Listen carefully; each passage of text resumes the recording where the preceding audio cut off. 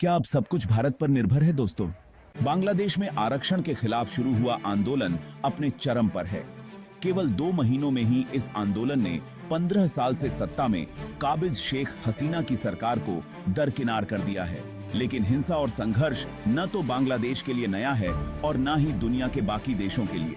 दोस्तों, वही हम अगर बात करें भारत के पड़ोसी देशों की, तो 9 में से 6 में बीते कुछ समय से अशांति और संघर्ष में ही फंसे हैं। बांग्लादेश में शेख हसीना की सरकार भारत की करीबी मानी जाती रही है, लेकिन अब वहां मिलिट्री समर्थित सरकार होगी। ऐसे में माना जा रहा है कि सेना के समर्थन से बनी सरकार का झुकाव चीन की ओर ज्यादा होगा। ऐसे हालात में बांग्लादेश में हिंदुओं पर हमले बढ़ने की आशंका है। बांग्लादेश में 92% मुस्लिम हैं, जबकि लगभग 8% हिंदू हैं। शेख हसीना जब सत्ता में थीं, तो वो हिंदू विरोधी गुटों से सख्ती से निपटती थीं। पाकिस्तान में कोई भी सरकार हो चलती, वो सेना के ही इशारे पर है। मौजूदा शाहबाज सरकार भी ऐसा ही हाल है। आर्मी चीफ आसिम मुनीर के इशारों पर पाकिस्तान भारत विरोधी एजेंडे पर काम कर रहा है और चीन के साथ नजदीकी बढ़ा रहा है। चीन की मदद से पाकिस्तान भारत के खिलाफ टेररिज्म भी को बढ़ावा दे रहा है, जिसे रोकना भारत के लिए बहुत बड़ी चुनौती है। वहीं विश्व स्तर पर भारत की बढ़ती ताकत और प्रगति से चीन खुश नहीं है। चीन के लिए भारत एक बड़ा प्रतिद्वंदी है। ऐसे में जिनपिंग सरकार तरह तरह से भारत के लिए मुश्किलें पैदा करने की कोशिश करती रही है। चीन विस्तारवादी नीति के जरिए न केवल अवैध कब्जा करने में लगा है, बल्कि पाकिस्तान को मदद भेजकर टेररिज्म को भी बढ़ा रहा है। यही नहीं, अंतर्राष्ट्रीय मंचों पर कई बार चीन ने भारत विरोधी रवैया अपनाया है।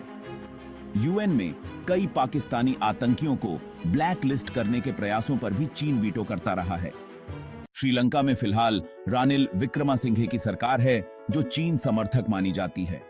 पिछले 2 साल पहले श्रीलंका भी अमूमन इसी स्थिति से जूझ रहा था, जिससे बांग्लादेश गुजर रहा है। अगले महीने श्रीलंका में राष्ट्रपति पद के लिए चुनाव होने हैं।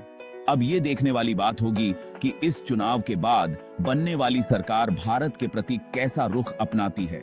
नेपाल में कुछ महीने पहले ही सत्ता परिवर्तन हुआ है।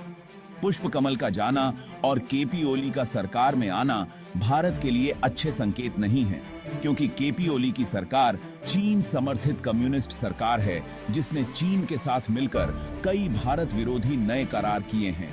प्रधानमंत्री ओली का राष्ट्रवादी विचारधारा के समर्थक माने जाते हैं और सीमा विवाद, व्यापार समेत कई मुद्दों पर भारत के खिलाफ रहे हैं।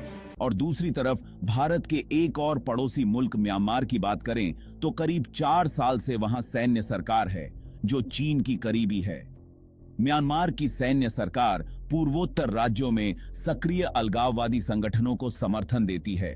भारत में व्यापक रूप से फैली रोहिंग्या समस्या भी म्यांमार के राजनीतिक संकट की ही देन है। साल 2021 में म्यांमार की सेना ने तख्ता पलट कर दिया था, जिसके बाद से वहां सेना का ही राज है। दोस्तों, पड़ोसी देशों का रुख फिलहाल तो भारत के प्रतिकूल ही नजर आ रहा है।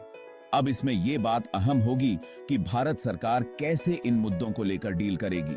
अन्य अपडेट और बेहतरीन जानकारी के लिए हमारे चैनल को सब्सक्राइब करें।